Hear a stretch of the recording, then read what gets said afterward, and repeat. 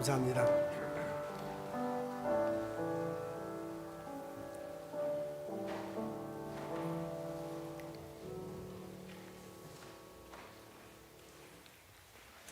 오늘 저희들 읽은 말씀은 고린도전서에 있는 말씀입니다.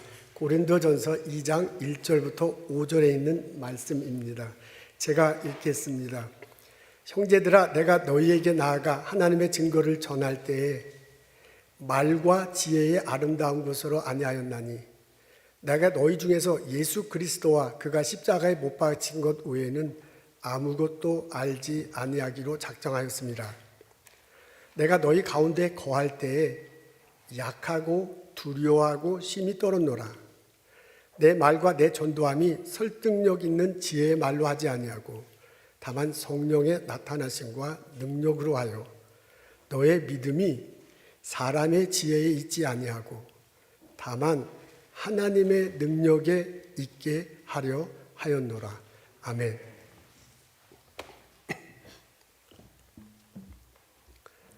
사도 바울이 2차 전도 여행 중에 아덴에 들렸습니다. 오늘날의 그리스 수도 아테네입니다. 아테는 그 당시에 학문의 중심지였어요. 군사와 정치의 중심지는 로마였지만 학문에 있어서는 아덴이 훨씬 앞섰습니다. 아덴에 거주하는 사람들은 소크라테스를 비롯한 철학자의 가르침에 매우 익숙해져 있었어요. 심지어는 로마의 귀족, 자제들은 어렸을 때 그리스에서 선생님을 모셔다가 공부를 하고 어느 정도 성장한 다음에는 아덴을 중심한 그리스에 가서 유학을 가는 것이 일반 행사였습니다. 그런 도시 아덴에 바울이 갔습니다. 아레오바고라는 광장이 있다고 하는군요. 그곳에 갔더니 사람들이 많이 모여 있어요. 여러 가지 우상들이 있는데 그 우상 이름 중에는 자기가 잘 알지 못하는 신에게 라는 이름도 있는 그런 여러 우상들이 있었습니다. 그것을 보고서 바울이 격분했다고 적혀져 있네요. 그리고 거기서 하나님 말씀을 전하고 사람들과 함께 토론을 했습니다. 하나님께서 이 세상을 만드셨습니다. 우리는 하나님의 자녀입니다. 하나님의 사랑을 받고 사는 사람들입니다. 하나님은 여러분이 우상을 만들어서 섬길 수 있는 그런 존재가 아닙니다. 그 하나님이 예수를 보내셨습니다. 그분이 십자가에 달려 돌아가심을 통해서 우리가 구원을 얻을 수 있습니다. 라는 내용의 말씀을 전합니다. 그 내용의 말씀을 전하고 난 다음에 사람들과 함께 토론을 했다고 해요. 근데 그 토론이 아주 격렬한 토론인 듯 합니다. 사람들이 합니다. 그 아덴에 있는 사람은 철학자의 가르침에 익숙해요. 그리고 새 것을 배우는 걸 즐겨하는 사람들이야. 그래서 새로운 지식이 있을 땐 모여서 배우고 아침부터 저녁까지 토론하기를 아주 즐겨하는 그런 사람이었다고 합니다. 그런 사람들과 함께 아주 그냥 계속해서 자신이 전한 말씀에 대해서 토론을 합니다. 바울이 히라보를 아주 잘했다고 하는군요. 바울이 학문적 깊이가 있었다고 하는군요. 바울의 그 지식과 지혜가 이 사람들과 막 견줄 때 결코 떨어지지 않았습니다. 그래서 막 말을 굉장히 잘했는가 봐. 사도행전에 보면 이 말쟁이가 무슨 말을 하는지 한번 들어보자 라고 해서 사람들이 점점점 많이 모였다고 하니까 얼마나 이 사람이 기세 좋게 토론에 참석했는지 알 수 있습니다. 반응은 뜨거웠습니다. 그러나 결과는 참담했습니다. 많은 사람들이요, 이 바울의 가르침을 듣더니 조롱합니다. 그 중에 어떤 사람은 다음에 또 만나서 한번 얘기해 봅시다. 요 정도 수준의 반응을 보이고요. 아주 극히 적은 사람들이 바울을 통해서 예수를 알고 믿게 되었다고 합니다. 근데 그 믿게 된 소수의 사람들, 그 사람들에 의해서 교회가 세워지지는 못했습니다. 바울이 지중해에 펼쳐진 여러 도시, 그때 로마 당시에 여러 도시를 계속 돌았거든요.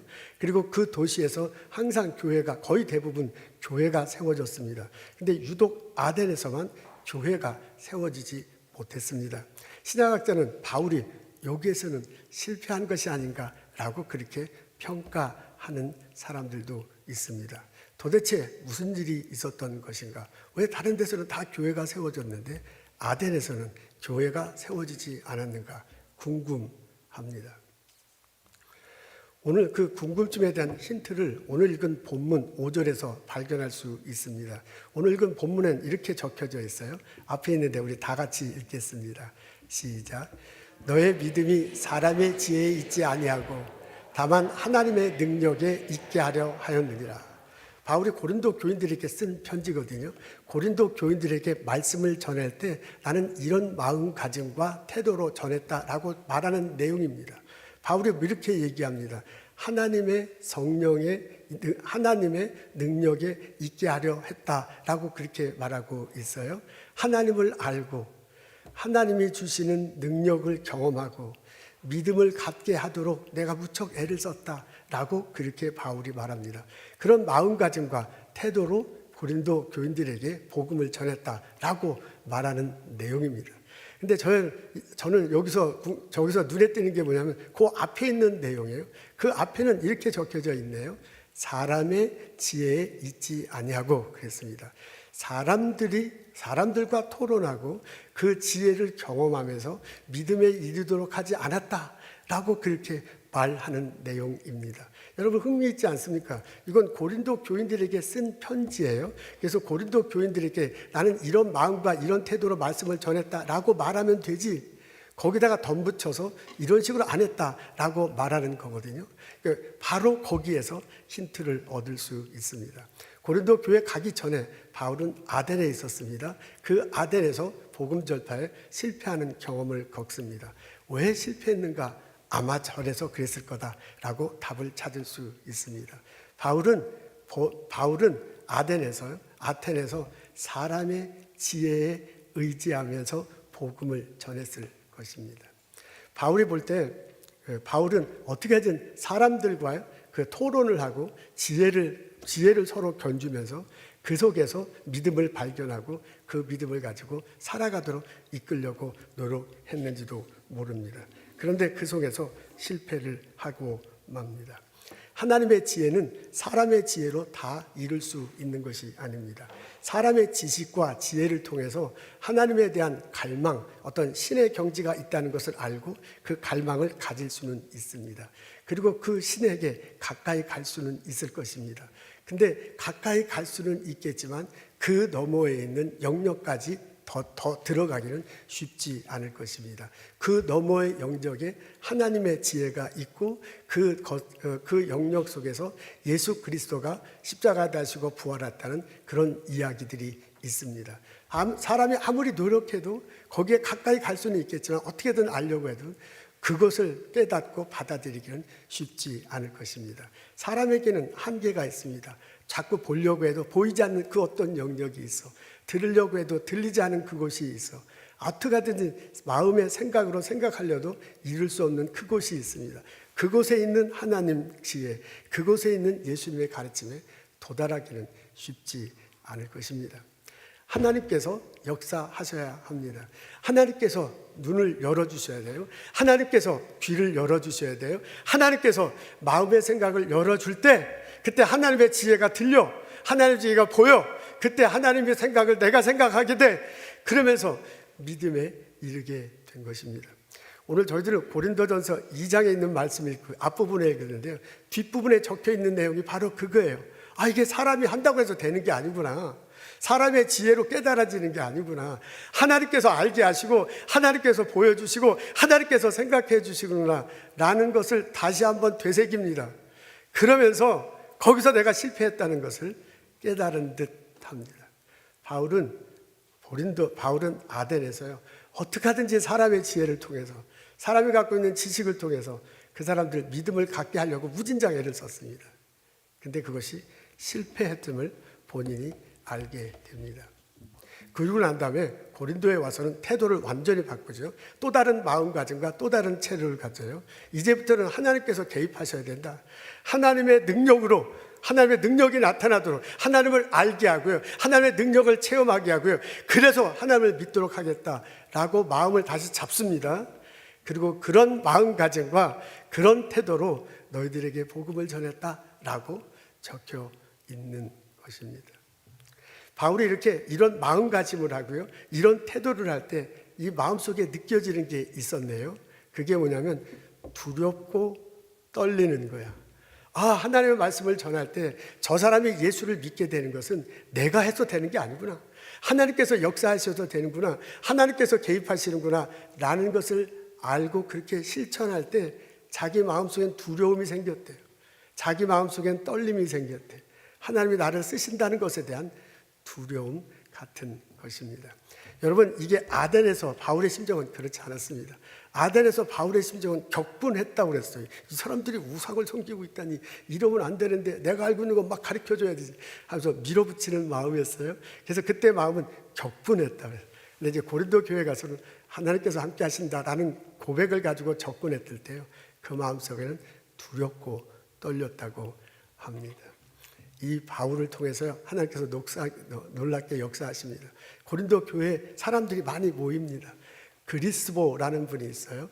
고린도 지역에 회당이 있었고 그 회당장인데 그 회당장과 가족들이 다 나와서 예수를 믿게 됩니다. 그리고 또 많은 사람들이 예수를 접하게 됩니다. 그래서 그분들을 통해서 고린도 교회에 교회를 세울 수 있었습니다. 사람의 지혜에 의지하지 않고 하나님의 능력에 의지하며 말씀을 전했을 때 믿는 이들이 생겨나는 놀라운 역사가 있었습니다. 여러분, 오늘의 본문을 이렇게 읽고 바울의 여정을 곰곰이 생각하더라면 그려지는 그림이 있습니다. 앞에 이런 식으로 정돈이 됩니다. 한 곳에는 사람의 지혜가 있고요. 또 한편에는 하나님의 능력이 있어. 사람의 지혜로 할 수 있는 방법이 있고요. 하나님의 능력으로 할 수 있는 방법이 있군요. 근데 그 중간에 있는 사람들은 때때로 살아가다 보면 한계를 느낄 수 있고요. 그 사람이 어떻게 믿음을 가질 수 있는가라는 것을 엿볼 수 있습니다.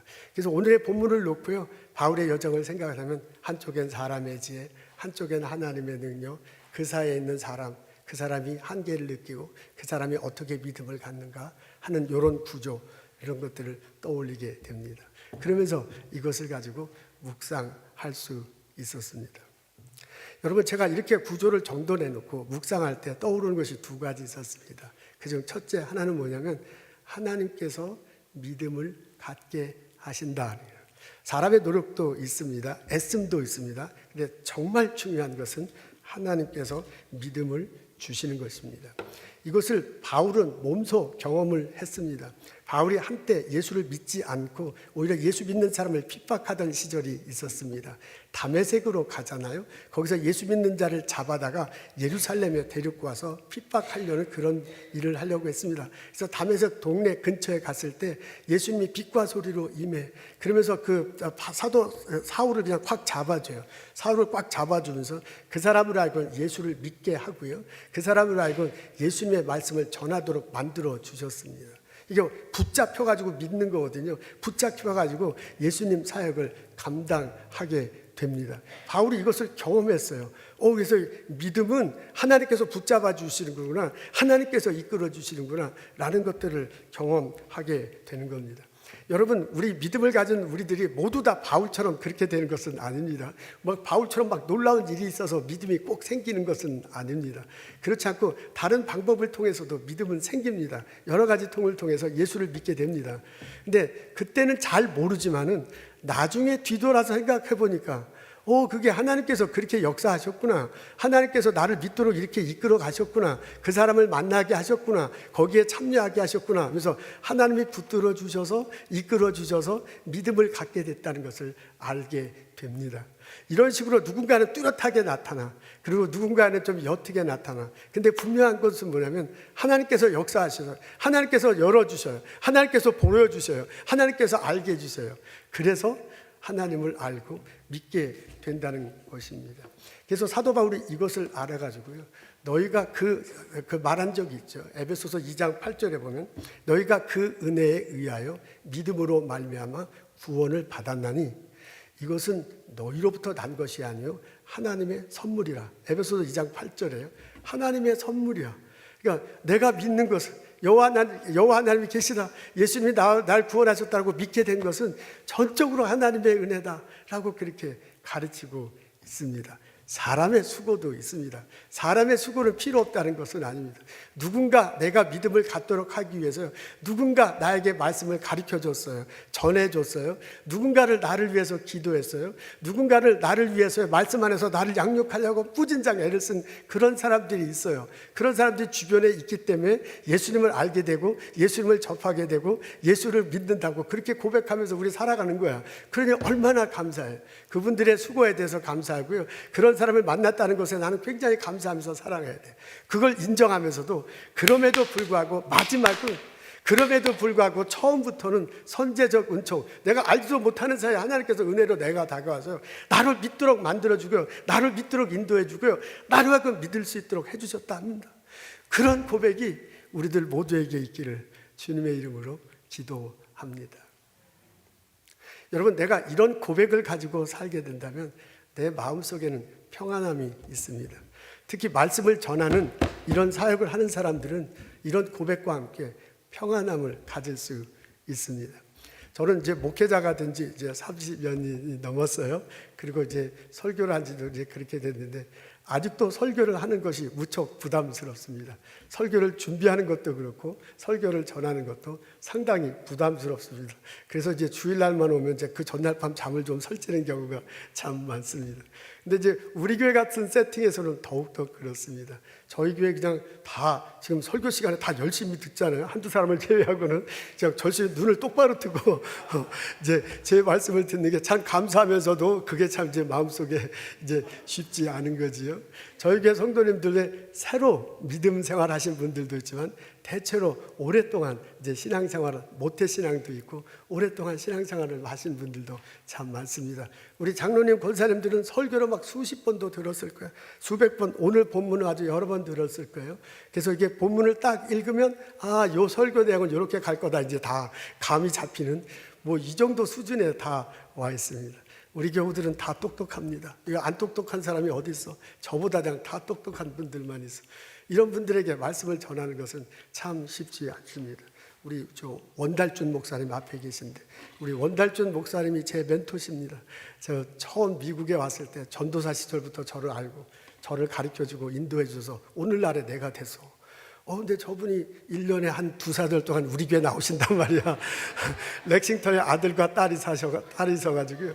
내시빌에 사시는데 1년에 2-3달 동안 오셔요. 그러면 참 반갑지만 얼마나 부담스러운지 몰라. 그래서 제가 여러분 설교 시간에 웃지만 사실 등 뒤에서는 땀이 줄줄줄 흐릅니다. 이런 나에게도 평안함이 있어. 이게 믿음을 갖게 하는 게 내 지식으로 내 지혜로 되는 게 아니구나. 내가 이거 열심히 준비한다고요, 내가 이거 막 애써서 가르친다고 생기는 게 아니야. 하나님이 함께 하셔요. 하나님이 듣게 해주시고 하나님이 알게 하시고 하나님이 고백하게 해줄 때 믿음이 생긴다는 거예요. 그렇게 생각하면 나 때문에 생기는 게 아니에요. 여러분들이 사실 지혜와 지식으로 얘기하면 나보다 훨씬 더 똑똑한데 이 30분 내 스피치를 왜 들어? 근데 내가 전하는 게 하나님의 말씀이다. 저분이 성령에 덧입혀서 전한다고 고백하기 때문에 감히 나도 전할 수 있는 거고 감히 여러분들도 시간 내서 내 말을 듣는 거 아니에요. 오늘 이 시간에 하나님이 성령의 모습으로 함께 하실 줄로 믿습니다. 우리의 마음을 활짝 열어놓고 듣게 하시고 포기하시고 깨닫게 하실 줄로 믿습니다. 그래서 믿음이 생기고 그렇기 때문에 전한다는 그런 고백을 가지고 전하고 듣는 나와 여러분 되시기를 주님의 이름으로 기도합니다. 여러분, 내가 이런 마음을 가질 때 평안함이 생깁니다. 그러면서 또한 두렵고 떨리는 마음이 생깁니다.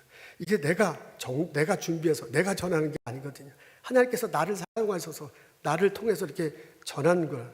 그러니까 하나님이 함께 하신다고 생각하면 그분 앞에 서 있는 나의 부족함이 보여요. 그래서 두렵고 떨리는 마음입니다. 그러니까 목회자로서 저는요, 한편으로는 이 말을 의지할 때 평안함이 있어. 그러나 또 한편으로 생각할 때는 두렵고 떨리는 마음이 있어요. 그 마음 가지고 말씀 사역을 합니다. 저는 이 말씀을 준비하면서 우리 교회 성도들 중에 말씀을 전하는 사역을 감당하시는 분들이 동일한 마음으로 하기를 원합니다. 여러분, 우리 교회 주일학교 선생님들이 있어. 유아부 가르치는 선생님, 초등부 가르치는 선생님, 중고등부 선생님들 있습니다.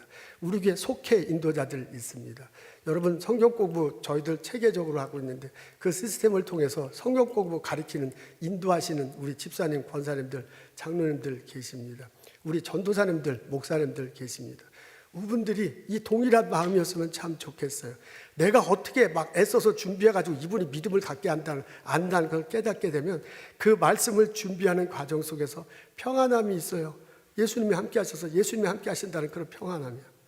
그와 동시에 이 두렵고 떨리는 마음, 내가 뭐라고 이 하나님의 말씀을, 이 말씀 때문에 생명이 바뀌는데 내가 속해서 가르치는 이 내용, 전하는 내용, 내가 성경 공부해서 가르치는 내용을 이분들이 들어서 삶이 변화된 것을 목표로 하고 지금 하고 있잖아요. 내가 누군데 감히 그런 사역을 할 수 있어요. 하나님께서 주신 이거야말로 오퍼튜너티야. 하나님께서 주신 아주 귀한 기회야. 그렇게 그 하나님께서 성령의 모습과 함께 하는 거예요. 이렇게 생각하면 두렵고 떨릴 수밖에 없어요. 말씀 전하고 말씀 가르치는 사역은요, 처음에 평화로워요. 하나님이 함께 하시니. 그러면서도 또한 두렵고 떨리는 마음이 있습니다. 저는 기도합니다. 우리 주일학교 선생님들이, 우리 중고등학교 선생님들이, 전도사님, 장로님, 전도사님, 목사님이요, 이런 마음으로 학생들 가르치기를 원해요. 그때 하나님께서 역사하실 줄로 믿습니다. 우리 자녀들 마음이 열리고 자녀들 마음이 들리게 하시고 자녀들 마음이 깨닫게 하셔서 믿음을 갖게 되실 줄로 믿습니다. 이런 은혜가, 이런 은총이 우리 성령학교에 일어나기를 주님의 이름으로 축원합니다. 아멘. 두 번째, 우리들이 느낄 수 있는 것은 하나님께서 한계를 넘게 하신다는 것입니다. 바울이 한계에 도착했습니다. 바울이 아주 잘 될 줄 알았어요. 아덴에서요. 바울은 상당히 똑똑한 사람입니다. 다소에서요 태어났습니다. 지금은 아주 그냥 시골 동네 같이 보이지만 로마 시대 때는 다소가 큰 도시였습니다. 거기서 자라면서요 잘 배웠어요. 로마의 문화 문명에 아주 익숙한 사람입니다. 가말리엘 문화에서 배웠다고 합니다. 당대 최고의 율법학자예요. 그 사람의 제자입니다. 이분 쓴 바울 문서를 보면요 얼마나 학문의 깊이가 있는지를 우리 모두 다 알 수 있습니다. 바울이 지금으로 따지면 아이비리그에서 박사학위를 받는 뭐 그런 수준의 사람입니다. 가진 게 많은 사람이에요. 그래서요 그걸 다 해서 어떻게 하든지 막 사람들과 토론해가지고 이 사람들로 이기는 거, 토론해서 내가 이기는 거죠. 그래서 저 사람을 믿게 하려고 무진장 애를 썼어. 근데 이게 안 된다는 것을 알게 돼요. 그 사람의 한계를 도착한 거예요. 그래서 자기의 부족함을 알게 돼요. 근데 바울의 장점이 뭐냐면 자기가 무엇을 잘못된 것을 분명히 깨닫고요. 하나님에게 나가요. 그리고 하나님의 능력에 의지해요. 오늘 본문 읽은 게 바로 그거예요. 나에게 한계가 있구나. 나는 이런 부족함이 있구나. 하나님이 필요하다. 그래서 하나님의 능력에 의지해서 그다음부터는 말씀을 전했다고 합니다. 바울의 장점이군요. 바울의 한계를 느꼈어요. 근데 그 한계를 하나님의 능력으로부터 극복하려고 애를 썼습니다. 지혜 있는 사람들은 자신의 한계를 안다고 합니다. 자신의 부족함을 인정한다고 합니다. 그러면서 주변의 사람들과 함께 협업하는 사람이 지혜 있는 사람이라고 합니다. 도노라는 책이 있군요. 동양 고전의 한 중에 하나죠. 거기 첫 번째 챕터에 보면 이렇게 써 있습니다. 하기 시습지 잊어먹었어. 불령여로인가요? 그렇게 되어 있죠. 하기 시습지 불력열호라고 그렇게 써 있습니다. 배우고 또 익히면 얼마나 기쁜가라는 그런 내용으로 해석될 수 있습니다. 공부를 하면 공부하는 것 자체가 재밌다 그런 말이죠. 그리고 그렇게 공부를 할 때 나의 부족함이 채워져, 그리고 나의 단점이 덮여져, 그리고 사람들과의 관계가 이렇게 점점점 넓어져서 얻는 게 많다. 그러니까 열심히 공부하라. 이제 먼저 그런 내용이 첫 번째 챕터에 써 있습니다. 여러분 노노의 마지막 챕터에는 부지명, 무이야, 군자야라고 이렇게 써 있습니다. 부지명, 그 명자가 목숨 명자입니다. 목숨명, 목숨이 끊어지는 날은 있다는 것을 모르면은 그 사람은 군자가 아니다라고 그렇게 해석된다고 해요. 그러니까 군자가 지혜자, 오늘날 치면 지도자잖아요. 지도자들이 꼭 알아야 할 것 중에 하나가 있는 게 뭐냐면 목숨이 언젠가 끊어진다는 겁니다. 그걸 다른 말로 한계라고 그렇게 해석을 하는군요. 자신의 한계가 있다는 것을 아는 사람이 그 사람이 군자고 지혜자고 지도자다라고 그렇게 해석될 수 있다고 합니다. 성균관 대학교 유학-동양학과의 신정근 교수라는 분이 있습니다. 그분이 쓴 글을 읽은 거예요. 저는 논어를 다 읽지는 않지만 그분이 쓴 글을 몇 편 읽었습니다. 그분의 말에 의하자면 이 논어의 핵심 줄거리는 이거예요. 첫 번째, 배우고 배워라. 자꾸 그렇게 얘기하고요. 논어 마지막에 너가 한계가 있다는 것을 알아라. 이렇게 해놓으면서요. 브레이크를 걸은 거라요. 그러니까 논어의 핵심 줄거리는 이런 거랍니다. 자꾸 배우고 배우면 스스로 즐거움이 있을 것이고 그런 것들 통해서 지혜와 지식이 이렇게 많이 쌓일 거야. 그러면서 사람과의 관계가 점점점 넓어져. 그래서 지도자로서 너가 하는 일에 좋은 일들이 많이 생길 거래요. 그러나 그것에 한계가 있다는 것을 알아라 라고 적어 놓은 거랍니다. 그래서 논어는 잘 이렇게 점점점 하지만 인간이 브레이크를 걸 수 있도록 마지막에 걸어 놓은 거래요. 그게 이제 저는 잘 모릅니다. 근데 그 신정근 교수가 쓴 글에 의하자면 그렇습니다. 그러면서 그분의 주장은 이래요. 지도자라면, 이제 군자죠, 거기는. 지도자라면, 지혜자라면 꼭 해야 될 것이 뭐냐면 자신의 한계를 알아야 된다. 자신의 한계를 알고요. 자신의 부족함을 오히려 사람들과 나눌 줄 알아야 된대. 그럴 때 주변의 사람들이 자기를 도와서 더 풍성한 일이 생겨난다 라고 그분이 써요. 그게 논어의 핵심이다. 그분이 그러더라고요. 저는 진짜 그런지는 잘 모르지만 그분의 글을 읽고 참 느껴지는 게 참 많이 있었습니다. 정말 지혜로운 사람은 자신의 한계를 아는 사람이래요. 논어에 그렇게 써 있대요. 그리고 그 사람은 자신의 부족함을 다른 사람들에게 얘기한대요. 그렇게 해서 주변에 있는 사람들이 이 사람이 부족하구나. 그래서 같이 네트워크를 형성하고 같이 협력해서 일을 함을 통해서 놀라운 성과를 만들어 낸다는 겁니다. 그런 성품을 가진 사람이, 그런 태도와 마음가짐의 사람이 지도자가 되어야 될 것이라고 해석할 수 있다고 합니다. 제가 그 말을 듣고 그렇구나. 정말 지혜 있는 사람은 자신의 한계를 인정하는 사람이구나. 여러분, 살아가다 보면 우리는 한계에 부딪힙니다. 내가 가진 것 많죠. 내가 할 수 있는 것, 나의 경험이 있어. 나 이렇게 하면 저렇게 되는 거 다 알아. 이렇게 열심히 살아가죠. 우리 그 열심히 살아서 이렇게 살고 있어. 보선에서 우리는 잘 하고 있어요. 그렇지만 아무리 발버둥 쳐도 안 되는 그런 순간이 내게 옵니다. 장애물이 딱 부딪혔어요. 이걸 넘어가는데 어떻게 넘어갈지 몰라. 저먼에 어떻게 있는 것이 보이는지 몰라. 누군가가 도움이 필요한데 그 도움이 없어. 그래서 나 혼자 완전히 꽉 막혀서 그냥 아무것도 하지 못하는 그런 한계에 도달하는 그런 때가 있습니다. 살아보다면 그런 경우를 만납니다. 그때 자기의 한계를 인정해요. 사람들에게요. 자신의 한계를 인정하고 사람들에게 자신의 부족함을 말하래요. 그러면 그 사람들이 도와주면서 그 일을 잘 극복할 수 있게 해준다라는 게 그게 논어의 가르침 중에 하나래요. 핵심 가르침 중에 하나래요. 근데 아무리 그래도 안 되는 게 있어. 나 혼자 아무리 하려고 해도 안 돼. 그래서 사람들과 도움을 청해서 사람들과 힘을 합쳐봐도 해도 안 되는 그런 것이 있습니다. 그때가 바로 하나님께 나아갈 때입니다. 그때가 바로 하나님이 계시구나. 그분이 능력을 계시구나. 그분이 나에게 능력을 덮어주실 때 내가 이 한계를 극복할 수 있구나 라고 고백하고 하나님 앞에 나아갈 때입니다. 하나님 앞에 나아가십시오. 그분에게 기도하십시오. 하나님 내 눈을 열어주셔서 보여주십시오. 하나님 내 마음을 열어주셔서 깨닫게 해주십시오. 하나님 나에게 사람을 보여줘서 그 사람과 더불어 일하게 하십시오. 하나님 내가 이 한계를 넘어갈 수 있도록 능력을 부어주시고 나를 사용하여 주십시오 라고 기도하며 우리는 하나님께 나아갈 수 있습니다. 하나님께서 들어주실 것입니다. 하나님께서 응답하실 것입니다. 하나님이 내 눈을 열어주시고 하나님께서 나의 귀를 듣게 하시고 하나님께서 나를 보게 해주시고요. 그 한계를 넘어서서 나에게 맡겨진 일을 다 감당하도록 이끌어 하실 것입니다. 우리들 삶 모든 것에는 하나님의 계획하심과 인도하심이 있습니다.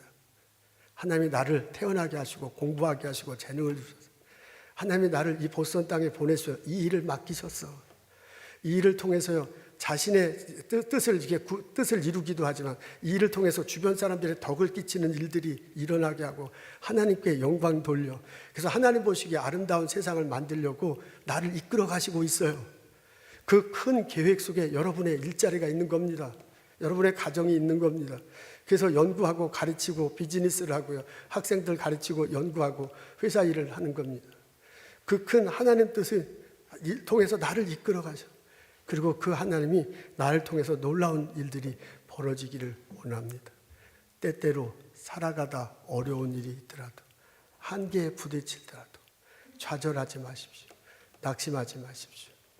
사람들에게 자신의 어려움을 솔직히 말하고 어떻게 하든 극복하려고 노력해 보십시오. 그래도 안 되거든 하나님께 나아가십시오. 하나님께 기도하십시오. 하나님이 내 눈을 열어주시고, 하나님께서 내 귀를 열어주시고, 하나님께서 사람의 눈을 열어주셔서 나를 그 한계를 넘어서게 하실 것입니다. 그 경험이, 그런 축복이 우리들 모두에게 있기를 주님의 이름으로 축원합니다.